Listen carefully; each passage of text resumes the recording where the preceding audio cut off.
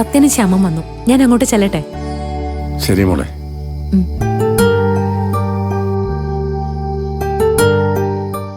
സത്യ, ആ ഏട്ടത്തി, ഇന്ദിരേട്ടൻ എവിടെ? ബിച്ചുമോന്റെ കൂടെ റൂമിലുണ്ട്.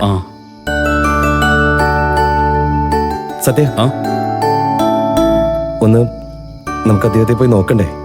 ഏയ്, നമ്മുടെ ഏട്ടത്തി ഇപ്പൊ അവിടുന്ന് പോയതല്ലേ ഉള്ളൂ. എല്ലാ കാര്യങ്ങളും ഓക്കെ ആയിരിക്കും. നീ വാ.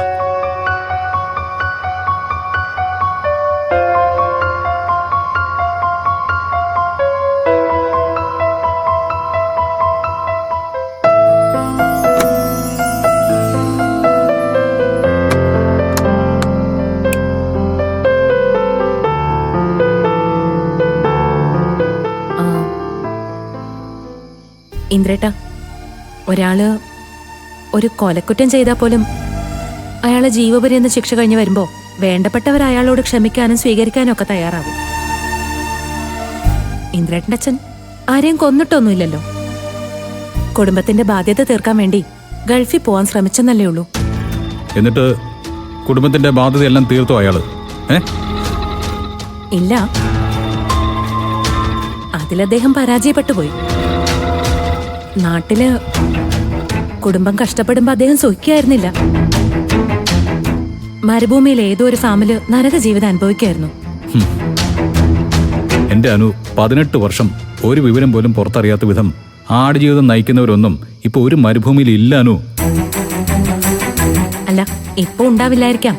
പിന്നെ അതുകൊണ്ടാണല്ലോ ഈ അവസാന കാലത്ത് അദ്ദേഹത്തിന് രക്ഷപ്പെട്ടു വരാൻ സാധിച്ചത്.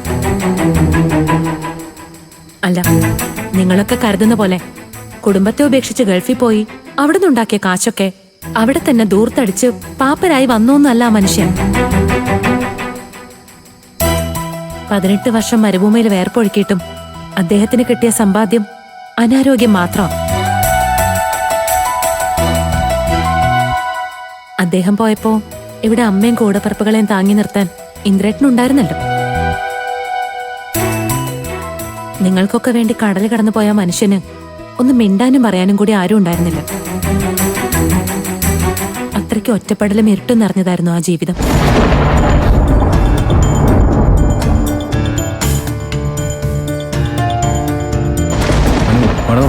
ഇന്ദ്രേട്ടാ, ഈ മഴയത്ത് അച്ഛനും ഉമ്മറത്ത് തനിച്ച.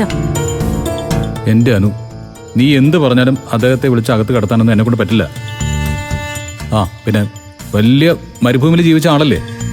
ഈ കാറ്റിനെയും മഴയൊക്കെ അതിജീവിക്കാൻ അദ്ദേഹത്തിന് പറ്റും. നീയേ കിടന്ന് ഉറങ്ങാൻ നോക്കും. ഇന്ദ്രേട്ടാ,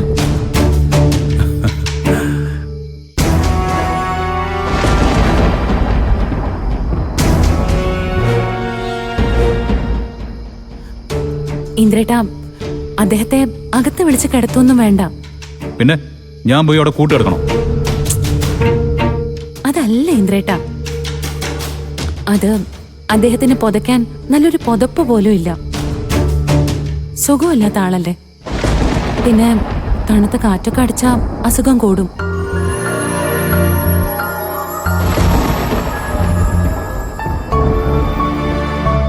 വല്ല ശ്വാസം മുട്ടലും വന്നാൽ നമ്മൾ തന്നെ അത് കാണണ്ടേ?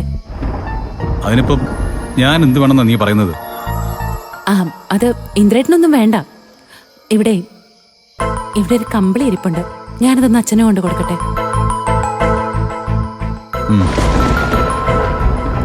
ബാക്കിയൊക്കെ പോട്ടെ ഇന്ദ്രേട്ടാ, പ്രായമുള്ളൊരു മനുഷ്യനല്ലേ. അത്ര ഓർത്താ മതി. അദ്ദേഹം അവിടെ തണുത്ത് വരച്ചു കിടക്കുമ്പോ ഇവിടെ എനിക്ക് മനസ്സമാധാനത്തോടെ ഉറങ്ങാൻ പറ്റില്ല. അതുകൊണ്ടാ ഞാനിങ്ങനെ ആയിപ്പോയി. ഇന്ദ്രേട്ട എന്നെ ഓർത്തിട്ടെങ്കിലും. ശരി, നീ എന്താന്ന് വെച്ചാ ചെയ്തോ. പക്ഷെ അമ്മ ചോദിച്ചാ എനിക്കൊന്നും അറിയില്ലെന്ന് ഞാൻ പറയൂ. പിന്നെ ഇതിന്റെ പേരിൽ എന്തുണ്ടായാലും ഞാൻ നോക്കിക്കൊള്ളാം.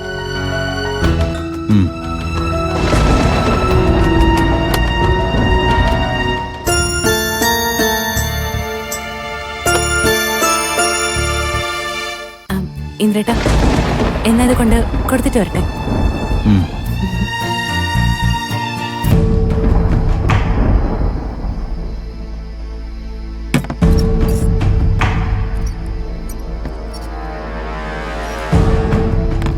ഡേ